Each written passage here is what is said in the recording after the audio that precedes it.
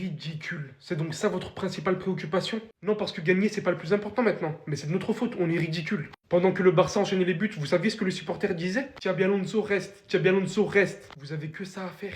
Que de la haine dans ce débrief en fait. Je suis jaloux, voilà, et j'en ai rien à faire. On vous avait mis 5 points d'écart. Pour se retrouver derrière vous au final, avec Rafinha même jouant 10, n'étant pas dans sa meilleure forme, qui arrive à te sortir 2 buts dans ce match, dont un but en dehors de la surface. Il était content bien évidemment, tandis que lui, un jongle, 2 jongles sur les adversaires, passe laser du milieu de terrain. Tu me dis en fait, tu me dis si on vous dérange. Là on se rend pas compte hein, mais Pedri et Rafinha, franchement, que serait le Barça sans ces deux joueurs? En même temps vous allez me dire ils font partie du Barça, oui, mais depuis qu'ils sont revenus, c'est vraiment source de bonheur, source de chaleur pour ce club. Les vrais leaders, les vrais patrons de cette équipe. Rafinha surtout, hein, je trouve qu'il mérite tellement de respect au vu de ce qu'il fait. Mais bon, ça c'est encore autre chose. 2-0 pour le Barça.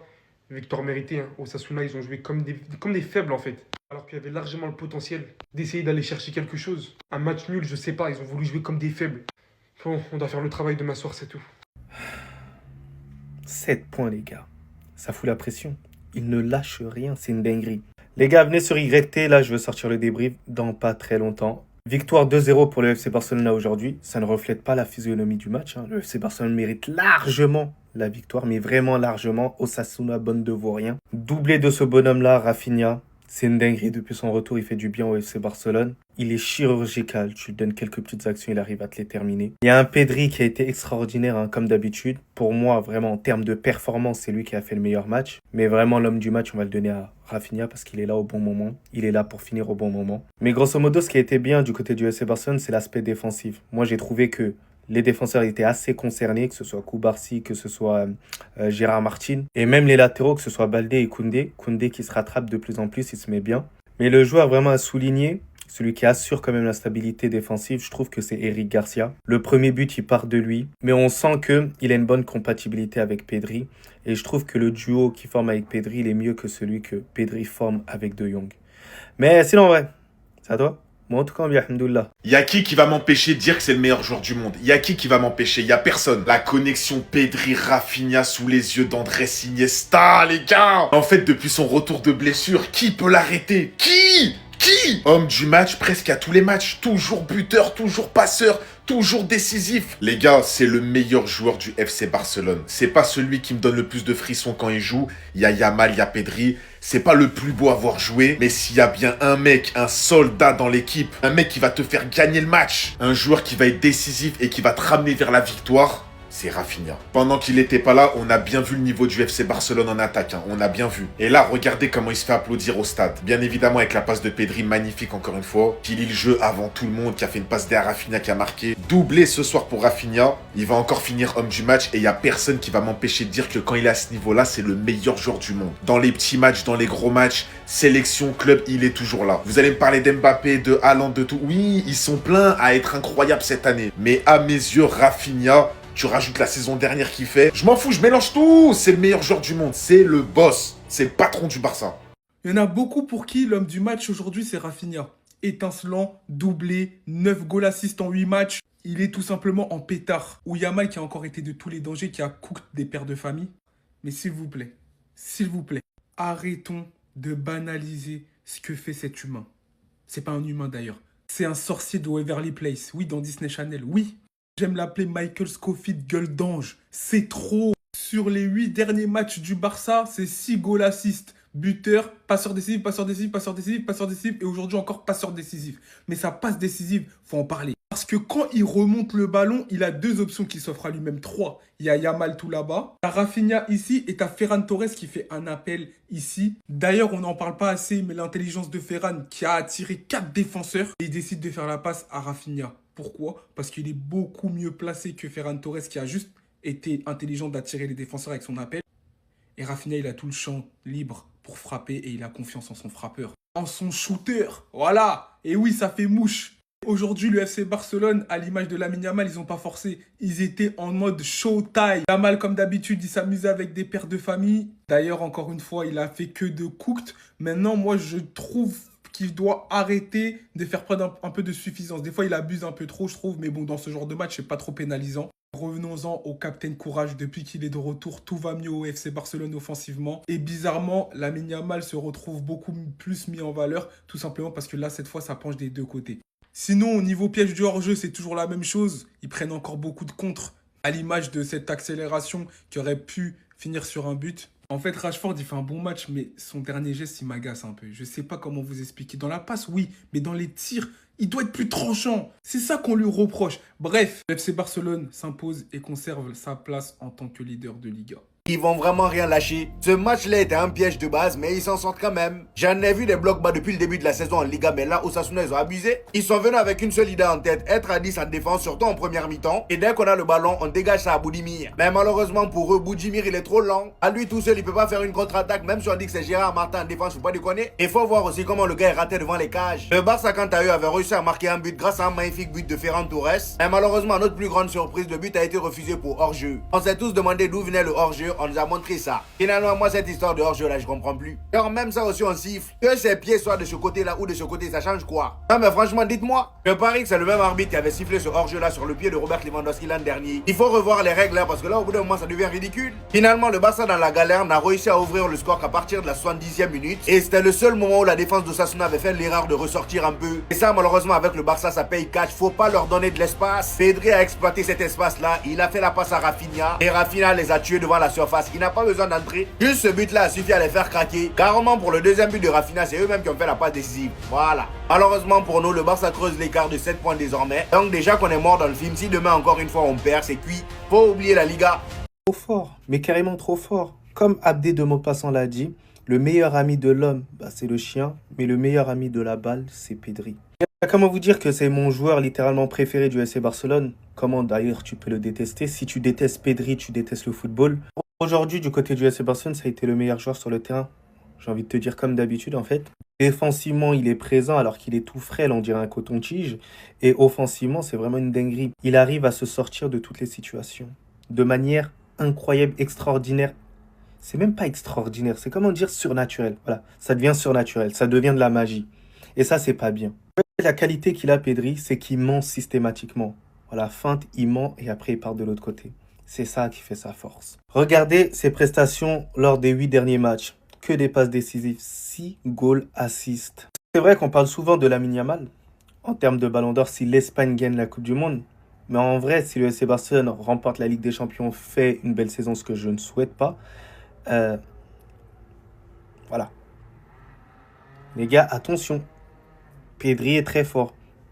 Pedri est très très fort. On a affronté Osasuna ou on a affronté Retafe? Non, franchement, certaines équipes de Liga, vous commencez à dégoûter. Vous commencez à dégoûter, c'est horrible de jouer contre vous. Vous gâchez notre plaisir, honnêtement. Flick, il met une compo archi agréable. Moi, je voulais prendre plus de plaisir que ça. Mais le plaisir est gâché parce que t'affrontes des équipes qui jouent bloc bas et qui font que casser. L'arbitre de touche qui était en mode Omerta 47, les corners, les touches, il faisait l'aveugle. Entre l'arbitre qui siffle certaines fautes que dans un sens. Non, franchement, les gars, je m'en passe ce match, il m'a frustré de fou. Cette compo, je l'attends depuis. Le plaisir est gâché à cause d'une équipe qui vient pas jouer. On avait marqué en première mi-temps, mais malheureusement, on mange un hors-jeu, mais un hors-jeu pourri. C'est dommage parce qu'encore une fois, Rashford était décisif. Sa qualité de passe, vous la connaissez déjà. Et celui qui est venu les traumatiser, c'est Rafinha.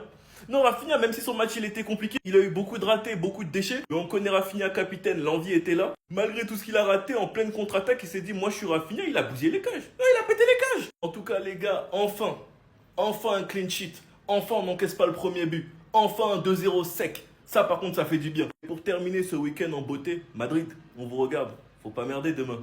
Ici, ça a crié Xabi reste. Donc, on compte sur vous. Donc, vous, les gars, vous en pensez quoi? Ramenez-vous sur cette importance en nuit. Que voulez-vous que je vous dise? Rafi Coco Jojo est venu leur jouer des mauvais tours. Il est venu leur jouer des mauvais tours. Il a bluffé.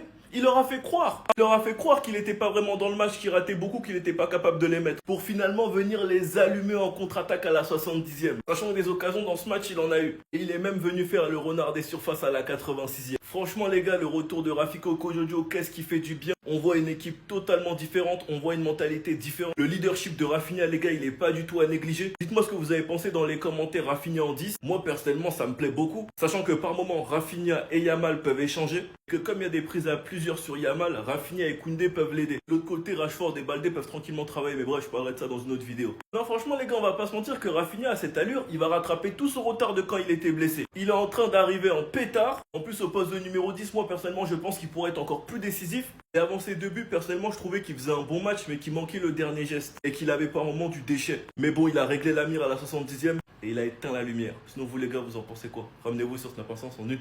Gérard Maldini, Gérard Martin, Eric Garcia. C'est des super-héros ou quoi? Qu'est-ce qui leur arrive? Lui avec son masque, c'est qui? C'est Batman.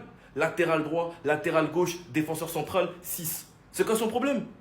C'est quoi son problème? C'est quoi ce couteau suisse? C'est quoi ce truc? C'est quoi cette chose? Qu'est-ce qui doit faire du bien à Flick? Et surtout, qu'est-ce qui fait du bien dans notre milieu de terrain? Il ramène du vice, il fait beaucoup de retours, il récupère beaucoup de ballons. Et surtout que balle au pied, il est pas du tout dégueulasse. Et en plus de ça, c'est un leader sur le terrain. Et c'est ce type de joueur dont on avait besoin. Reste à voir ce que Flick fera lorsque De Jong sera à 100%. Est-ce que Eric repassera défenseur central où il y aura une concurrence entre Eric et De Jong? Mais Gérard Maldini, les gars, franchement, c'est une blague. C'est une blague, c'est pas possible. Ça, les gars, c'est juste sa première mi-temps. C'est juste sa première mi-temps. Je comprends pas, c'est qui? C'est qui derrière le masque? C'est pas Martin, c'est pas possible.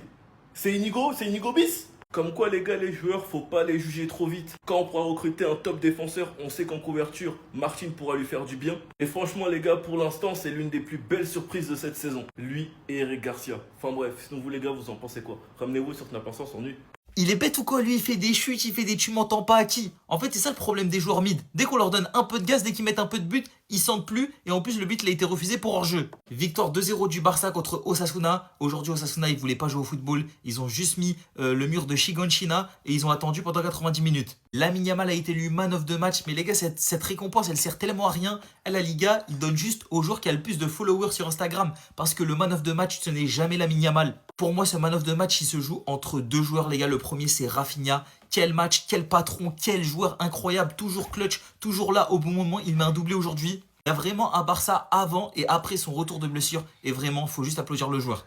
Le deuxième joueur qui aurait pu être homme du match, les gars, c'est Pedri. Qu'est-ce qu'il est fort, je vous ai déjà dit. Il joue avec tous les playstyles en or de FIFA. C'est le premier mec de la réalité qui joue avec des playstyles, les gars. Il peut tout faire, il sait tout faire. Il est trop dangereux. Et encore une fois, aujourd'hui, il est décisif. Et pour finir, un petit mot sur Joan Garcia. Vraiment, quel joueur, quel gardien, quel mec clutch encore une fois, les gars. Parce que sans cet arrêt, le match, il prend une tournure tout autre. Message à l'attention des Madrilènes. Mais vous serez plus jamais premier en fait, les gars. Je sais pas comment vous le dire. Vous le voyez ce classement? Pour le moment, c'est 7 points d'avance en attendant le prochain match du Real. Et tant que cet homme portera le brassard dans mon club, vous serez plus jamais premier. Difficile de vous débriefer un match pareil en fait. 80% de possession de balle, 24 tirs contre 3 tirs. Bref, on leur a roulé dessus. Ils ont posé un bus. Et heureusement cet homme, il est venu casser son bus tout simplement. À force de son pied gauche. Sur une sublime passe de Pedri. Sous les yeux de monsieur la légende Andrés. Don Andrés Iniesta. Il était là, il a applaudi Pedri. Mais moi je vais juste vous parler d'un homme aujourd'hui. Le Barça est premier de Liga. Ouais. Le Barça a eu des problèmes en défense. Le Barça a eu des problèmes sur le côté. Le Barça a eu des problèmes au milieu. Si aujourd'hui le Barça est premier de Liga, dites-vous que le meilleur joueur de la saison c'est bel et bien Eric Garcia. Dites-vous que ce fou qu'on a tous insulté, je pense, en tout cas je plaide coupable, c'est aujourd'hui le meilleur joueur du Barça cette saison. Je sais pas si vous réalisez.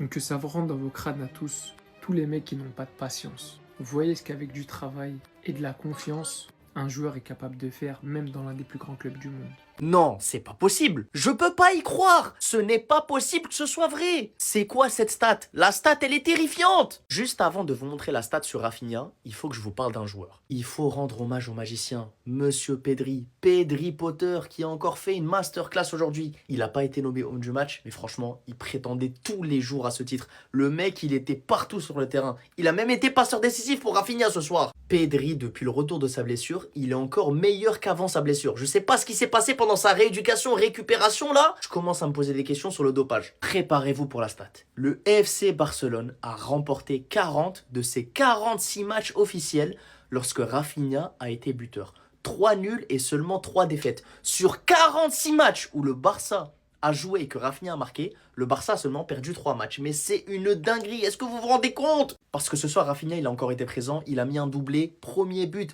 passe décisive de la part de Pedri juste ici. Rafinha qui s'en met le ballon et qui frappe à l'entrée de la surface. Quand tu lui laisses de l'espace comme ça, c'est du pain béni pour lui. Ça fera 1-0 pour le Barça en deuxième mi-temps, sauf que c'est pas fini. Parce que juste après un centre de Koundé qui sera dévié par la défense d'Osasuna, t'as Rafinha juste ici, qui attendait le ballon tranquillement et qui l'accueille, qu'il avait juste à la pousser au fond des filets. 2-0 pour le Barça, victoire 2-0 et doublé de Rafinha. L'homme qu'on aime tous, l'homme providentiel, l'homme qui est toujours là, l'âme du Barça, le vrai capitaine. Mais Rafinha, je te fais tout. Je te fais tout ce que tu veux, mon gars.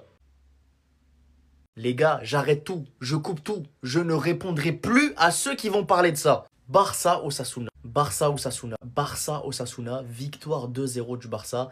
Pedri a encore été décisif et Pedri a encore fait un grand match. Ce qui fait que Pedri, là, sur ses 8 derniers matchs, depuis son retour de blessure, il est sur une série de 6 goals assists en 8 matchs. Et les gars, moi je me dis, si Pedri il commence à faire des stats, mais qu'est-ce que les haters de Pedri pourront lui reprocher? Parce qu'on sait tous, Pedri, sur son niveau de jeu, il est irréprochable parce qu'il est toujours au niveau. La seule chose qui lui manquait pour ses détracteurs, c'était les stats.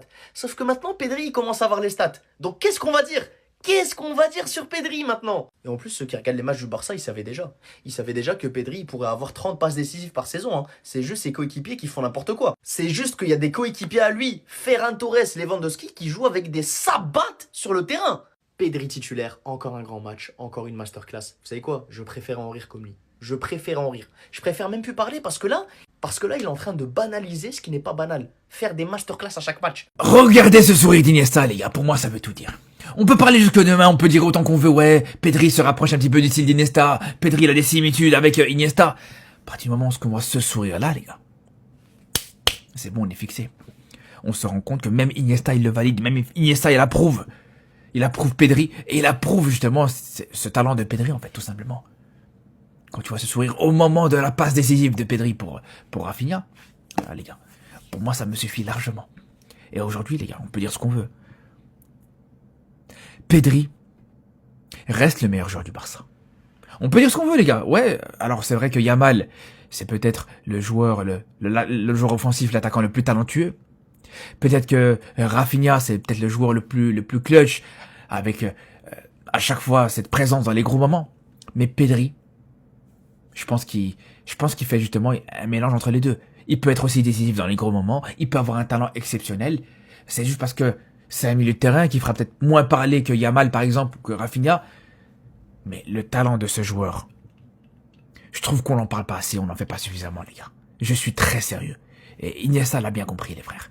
Attendez, il y avait intérêt, hein. Non, faut le dire, il y avait intérêt. C'était le dernier match du Barça au Camp Nou en 2025, et forcément, on était obligé de s'imposer. Ce soir, tout n'a pas été parfait, mais comme dirait un madrilène, l'important, c'est les 3 points. Pour parler un peu de la première période, sans mentir, elle a été décevante, parce qu'on a vu un Barça qui n'y arrivait pas, un Barça qui n'arrivait pas à trouver la solution. En supplément, j'ai trouvé que la possession était assez stérile, et qu'en plus de ça, dans les décalages, ça allait à 1 à l'heure. Donc du coup, face à une équipe de Sasuna qui défendait avec un bloc assez compact, c'était assez simple pour eux. À la 23e minute, Ferran Torres avait ouvert le score, pour une passe magnifique signée Marcus Rashford, mais malheureusement, le but a été refusé pour un hors-jeu assez bête. Aujourd'hui, on a vu un Rafinha qui a joué en tant que numéro 10. Et en première mi-temps, honnêtement, j'ai pas aimé. Face au bloc bas d'Osasuna, on voyait clairement qu'il avait du mal. Du coup, il dézonnait pas mal à droite ou à gauche. Et en deuxième mi-temps, Hansi Flick n'a rien changé. Il est reparti avec la même composition. Et on a vu un Barça comme en première mi-temps qui avait toujours du mal. Sans parler du fait qu'il y avait quand même un gros manque d'efficacité. Mais à force de pousser, heureusement pour nous, ça a payé. Rafinha a ouvert le score sur une magnifique frappe à l'extérieur de la surface. Et pour le coup, en voyant son but, je me suis rendu compte d'une chose. C'est que Rafinha, en tant que numéro 10 face à des blocs bas, c'est hyper compliqué pour lui. Mais quand il a un peu plus d'espace, il arrive à être ultra dangereux. 15 minutes après, il s'est même offert un doublé. Et grâce à ces 2 buts, le Barça s'est imposé et prend provisoirement 7 points d'avance sur le Real Madrid. 3 nouvelles informations sur le Barça juste après cette victoire 2-0 contre Osasuna. On va voir ça tout de suite. Bon, c'était pas un super match, mais le Barça a fait le boulot. Victoire 2-0 grâce à un doublé de ce monsieur Rafinha. Et on a quand même 3 infos intéressantes à mettre en avant après ce match. La première, elle concerne le positionnement de Rafinha. Hansi Flick a tout simplement confirmé que Rafinha devrait continuer à jouer dans l'axe à l'avenir. Alors j'imagine que c'est en attendant le retour de Dani Olmo, mais pour l'instant, le plan de Hansi Flick, c'est de continuer à mettre Rafinha dans ce rôle de numéro 10. Bon, c'est pas vraiment un numéro 10, mais sur le terrain, c'est tout comme. La deuxième information aussi, et ça confirme ce qui se disait dans les médias catalans ces derniers jours, c'est que Hansi Flick ne compte plus vraiment sur Frenkie de Jong comme un joueur important et Eric Garcia lui est passé devant. Donc clairement, Frenkie de Jong a été déclassé dans la hiérarchie des milieux et désormais Eric Garcia lui a pris sa place. Et on termine par une information statistique. Ce Barça d'Hansi Flick vient de signer la 2e meilleure prestation de l'histoire du club en Liga. De quoi je parle? Eh bien tout simplement de 37 matchs d'affilée avec au moins un but marqué en championnat. C'est tout simplement le 2e record dans l'histoire de club de buts d'affilée en championnat. Le premier, il va être dur à atteindre puisque ça date de 2012 et 2013 avec 63 buts marqués par l'équipe de Pep Guardiola et ensuite de Tito Villanova. Donc voilà, 37 buts de suite en championnat, c'est la deuxième meilleure prestation de l'histoire du club dans ce registre. Mais si t'es fan du Barça, moi je veux ton avis sur De Jong là. Aujourd'hui, qui tu préfères en tant que milieu de terrain aux côtés de Pedri? Est-ce que tu préfères De Jong ou Eric Garcia? Dis-moi tout en commentaire et si tu veux être au courant de toute l'actu du Barça, je t'invite à t'abonner. J'ai un problème avec Lamine Yamal et donnez-moi votre avis. Lamine Yamal contre Osasuna, Lamine Yamal a été nommé homme du match. Une chance créée, 3 passes clés, 5 dribbles, 8 duels gagnés, 5 tirs, 50 passes, 103 touches, de la contribution défensive, des tacles réussis. Bref, on pourrait croire que Lamine Yamal a fait un bon match. Et en vrai, son match il était bon. Il n'y a rien à dire sur sa qualité de passe et surtout sur son implication pour l'équipe. Le mec défensivement et au pressing, il est hyper investi. Pourtant les gars, j'ai un problème. J'ai un problème avec le Lamine Yamal de cette saison. Les gars, quand je regarde Lamine Yamal jouer au foot et que je le vois face à une cage, j'ai l'impression qu'il n'est pas dangereux. Je ne saurais pas expliquer ça. En fait, la saison dernière, quand je voyais Lamine Yamal jouer au football et qu'il approchait des 20 derniers mètres, je me suis dit, mais putain, mais c'est sûr qu'il va encore faire une dinguerie. C'est sûr qu'il va encore envoyer 20 joueurs. C'est sûr qu'il va envoyer une frappe de malade. C'est sûr qu'il va lâcher une passe D que personne n'a vue. Mais les gars, je sais pas là. Cette saison, j'ai pas cette impression. J'ai pas cette impression qu'à tout moment, Lamine Yamal, il peut lâcher la sauce. Sans arrière-pensée, hein. Putain, je viens de réaliser que j'ai dit une dinguerie là. Pedri, s'il vous plaît. La deuxième mi-temps de Pedri, la deuxième mi-temps de Rafinha. Franchement, en deuxième mi-temps, c'est Pedri et Rafinha, ils ont accéléré le rythme. C'est un Pedri exceptionnel. Ça dit que Pedri, franchement, c'est Pedri. Pedri, c'est un joueur de l'ombre parce que de temps en temps, il peut jouer pendant 90 minutes, tu ne le vois pas. Mais nous qui regardons le foot d'une certaine manière, qui l'aimons tellement, on regarde et on voit les circulations de passes. On voit comment Pedri, il est en train de contrôler le jeu. On voit comment Pedri, vraiment, c'est pas. Comment Rafinha, il claque un but, c'est Pedri qui accélère le jeu, c'est Pedri, il récupère une passe défensive, il voit un espace, il rentre dedans. Dès qu'il voit l'espace, il rentre dedans, tout le monde est foutu. Il va tellement vite, à ce moment-là, Ferran Torres fait un jeu sans ballon sensationnel. Ferran coupe vers l'intérieur comme ça, vers l'extérieur comme ça, Rafinha est là dans l'espace, Pedri le voit, Pedri lui donne le ballon, contrôle de Rafinha, frappe magnifique. Attendez. La réaction d'Hansi Flick et des joueurs après le match. Nous avons dominé le match et je pense que notre jeu était dynamique. Mais notre vitesse de circulation en balle en première mi-temps n'était pas à la hauteur. En seconde période, notre performance a été bien meilleure. Nous avons continué à faire circuler le ballon d'un côté à l'autre avec le dynamisme que nous recherchons. Et je suis content car le plus important aujourd'hui était d'obtenir les 3 points. Pour le coup, je suis totalement d'accord avec Hansi Flick et c'est exactement ce que j'ai dit dans mon débrief tout à l'heure. En première mi-temps, dans les décalages et dans la vitesse de circulation, ça allait à 1 à l'heure. Et face à une équipe de Sasuna qui jouait le bus comme never, c'est pas possible. Et en deuxième mi-temps, on a constaté la différence car on avait un Barça qui s'est créé du coup des occasions, même si on va pas se mentir, le manque d'efficacité, il était au rendez-vous. Gérard Maldini, suis-je un défenseur central ou un latéral gauche? Je pense que c'est un peu des deux et où que l'on me fasse jouer, je joue. C'est ce qui compte. Gérard Maldini, la performance qu'il nous a pondue encore une fois, carrément je vous laisse regarder les stats par vous-même. Hein. Match après match, il ne cesse de m'impressionner. C'est incroyable. Rafinha, nous devons rester concentrés sur nous-mêmes, c'est le plus important. Si nous faisons bien notre travail, nous n'avons pas à nous soucier du reste. Ces victoires sont très importantes pour renforcer la confiance. Au passage, avec son doublé ce soir, ça lui fait désormais 3 buts depuis son retour si je dis pas de bêtises. Et pour sa confiance, j'espère que ça va lui faire énormément de bien.